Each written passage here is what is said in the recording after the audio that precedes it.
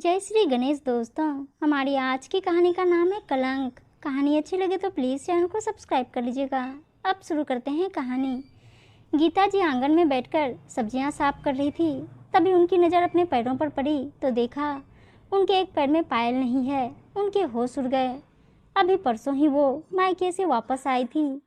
भतीजे की शादी थी तो लॉकर से ये मोटी घुंघरू वाली खानदानी चांदी की पायल निकाली थी। अब ऐसे शादी ब्याह के अवसर पर ही तो ऐसे महंगे और पुराने खानदानी जेवर निकाले जाते हैं। सब्जियों को एक तरफ करके वो एक एक सीढ़ी ध्यान से चढ़ते हुए अपने कमरे की ओर गई, पर सीढ़ियों पर पायल नहीं मिली।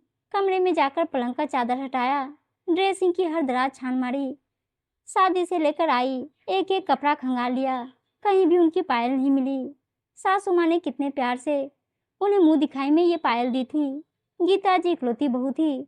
इकलौती बहू होने के नाते सासू माँ के पास जो भी गहने थे सब उनको ही मिले थे। ये गहने पाकर वो खुश थी, लेकिन पायल से उन्हें विशेष लगाव था। जब भी वो ये पायल पहनती थी तो उनके पति उस पायल की छमछम से उन पर मोहित रहते थे। एक दिन उनके पैरों में दर्द हो रहा था। उन्होंने वो पायल उतारकर तेल की मालिश कर ली और उसे वापस पहनना भूल गई। नीचे काम करवाने रसोई में चली गई। जब शाम को उनके पति कमलेश जी दुकान से वापस आए तो कहने लगे, आज घर बहुत सुना सुना लग रहा है। वो अनजान थी कि कमलेश जी किसके बारे में बात कर रहे थे। वो तपाक से बोली, हाँ, दोनों बेटे बाहर खेलने जो गए हैं। मैं बच्चों की नहीं, अपनी पत्नी के पैरों से आती हुई मधुर धुन की बात कर रहा हूँ। तुमने पायल फिर से नहीं पहनी। बस उस दिन के बाद सालों तक पायल उनके पैरों में सजी। धीरे धीरे समय बदला। पायल भी महंगे जेवरों के साथ लॉकर में चली गई। लेकिन आज भी जब भी कहीं शादी ब्याह होता या घर में कोई त्योहार होता तो लॉकर से पायल मंगवाना नहीं भूलती थी। 2 बेटों का ब्याह कर दिया। मुंह दिखाई में बहुओं को खानदानी जेवरों में सब दिया, लेकिन पायल का जोड़ी उन्होंने अपने ही पास में रखी। पुरानी यादों से निकलकर वो वर्तमान में वापस लौट आई। उनके माथे पर पसीने की बूंदें छलकने लगी और वो ये सोचकर चिंतित हो गई कि आखिर उनकी पायल कहाँ गई। उन्हें याद आया कि उस दिन भतीजे की हल्दी के वक्त उन्होंने भी नृत्य किया था, पर तब तो पायल नहीं खोई थी। शादी में बारात में नाचते समय भी पायल उनके पैरों में थी। वो अपने दिमाग पर जोर देने लगी। शाम तक वो परेशान रही। तब तक उनके पति आ गए थे। उन्होंने अपनी परेशानी बताई तो वो भी सोचने लगे कि आखिर पायल कहाँ गई। तुमने अपने भाई साहब को फ़ोन लगाया और घर पर ढूंढने को कहा। ये सुनते ही गीता जी चौंक गई। नहीं, मैं ऐसा नहीं कर सकती हूँ, क्योंकि मैं अपने मायके वालों पर कोई कलंक नहीं लगाना चाहती हूँ। अरे, मैं तुम्हारे भाई साहब पर नहीं, पर वहाँ पर जो नौकर रहते हैं उनकी बात कर रहा हूँ। उन्होंने ले ली होगी। वैसे भी पुरानी शुद्ध चांदी है। एक पायल बेचकर भी नौकर को अच्छी खासी रकम मिल गई होगी। कमलेश जी ने उग्रता से कहा, नहीं जी, दीनू काका उस घर में बरसों से हैं और वहाँ सबकी सेवा कर रहे हैं। मायके की हर चीज़ प्यारी होती है और हर बेटी उसका सम्मान करती है, चाहे वो घर में काम करने वाला नौकर ही क्यों ना हो। मैं उनके लिए ऐसा सोच भी नहीं सकती, तो पूछने का तो सवाल ही नहीं उठता है। अगर पायल वहीं पर गिरती तो आगे होकर फ़ोन आ जाता। हमें पूछने की ज़रूरत ही नहीं थी। चोरी का इल्ज़ाम या कलंक लगाने में एक क्षण लगता है, पर वो निर्दोष के स्वाभिमान को चूर चूर कर देता है।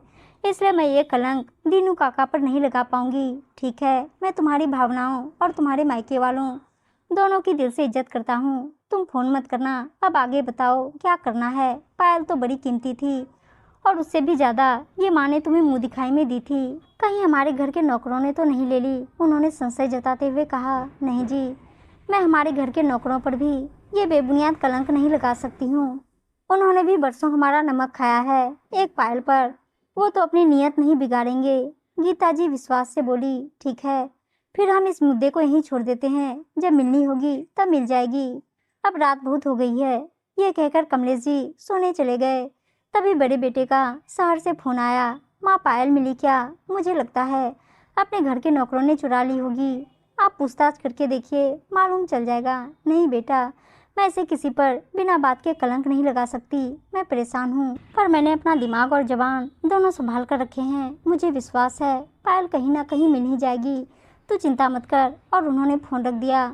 छोटे बेटे का भी फ़ोन आया, आप कहो तो मैं पुलिस वालों को घर भेजता हूँ। ये घर के नौकर 2-4 डंडे खाएंगे तो अपने आप अपना जुर्म कबूल कर लेंगे। तुझे परेशान होने की ज़रूरत नहीं है।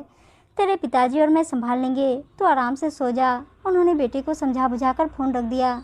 गीता जी की आंखों में नींद नहीं थी। वो सारी रात सोचती रही, ससुर जी ने तो ईमानदारी से पैसा कमाया था, तो पायल ऐसे ही कहीं नहीं जा सकती। मेरे ही पैरों से कहीं गिर गई होगी, भाग्य में होगी तो मिल जाएगी। सुबह की खटखट से उनकी नींद खुली। बाहर शोर शराबा था। वो नीचे गई तो देखा उनका नया नौकर जो उनके पति की कार साफ करता था, उसके हाथ में पायल थी जो उसे कार में सफाई करते वक्त मिली थी। मालकिन, ये पायल कार की अगली सीट के नीचे गिरी थी, आपकी ही होगी।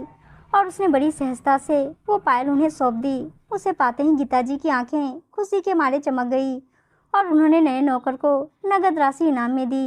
तभी उन्हें याद आया, शादी से लौटने के बाद कार की सफाई ही नहीं करवाई थी और दुकान पास में थी तो कमलेश जी टहलते हुए ही आते जाते थे।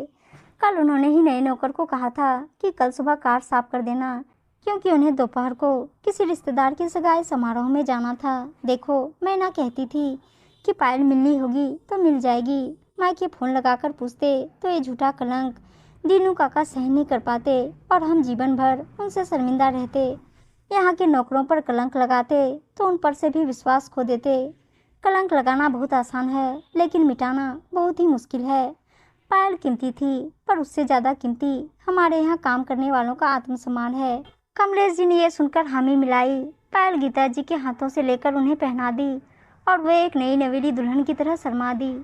उम्मीद है दोस्तों कहानी अच्छी लगी होगी और अच्छी अच्छी कहानियाँ सुनने के लिए चैनल को सब्सक्राइब और वीडियो को लाइक शेयर जरूर कर दीजिएगा। धन्यवाद दोस्तों।